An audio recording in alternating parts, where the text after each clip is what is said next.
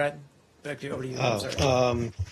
I wanted to give you another crack on Syria from yesterday.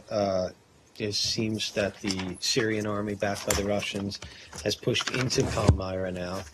Are you hoping that they push Daesh out of the city, or do you have no position on who controls the city and its ancient ruins?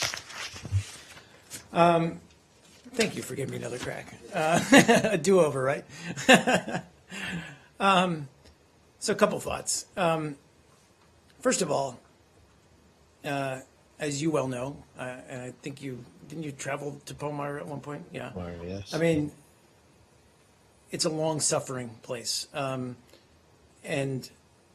ISIL invaded the city in 2015. The Assad regime responded with increased airstrikes, causing many civilian casualties. It suffered from ISIL's atrocities, and that includes the gruesome murder last August of Khaled Assad, and the secretary has spoken about this. He was beheaded. Its history and culture have been systematically wiped out by ISIL. It looted, which has looted its historical sites. All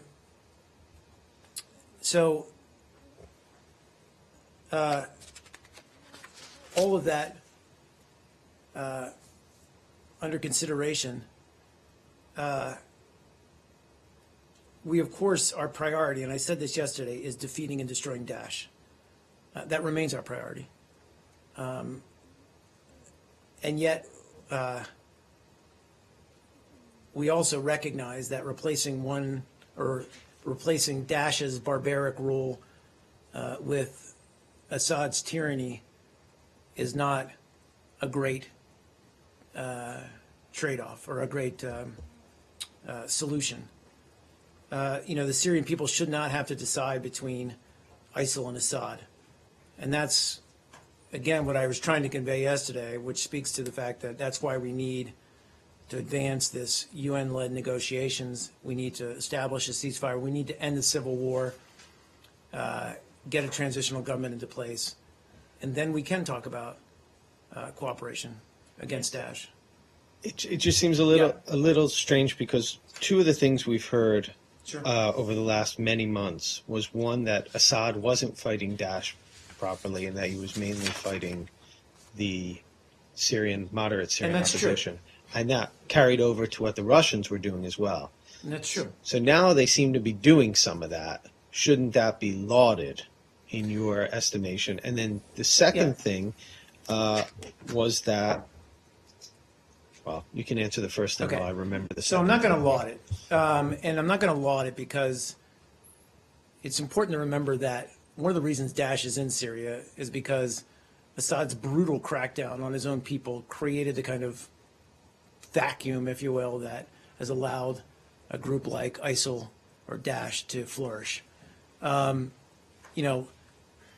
Just because he's now given the cessation of hostilities,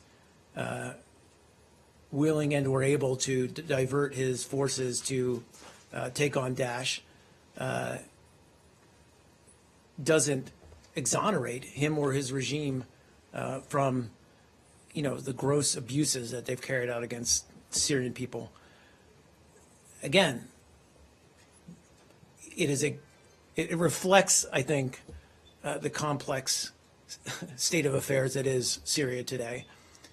And it's why we need a political transition away from Assad to a transitional government that's supported by all the Syrian people, because we do have to deal with Daesh. So at the same time we support any effort to destroy or dismantle Daesh, I think we have to keep our eyes on the longer term goal, which is a peaceful transition, political future for the people in Syria.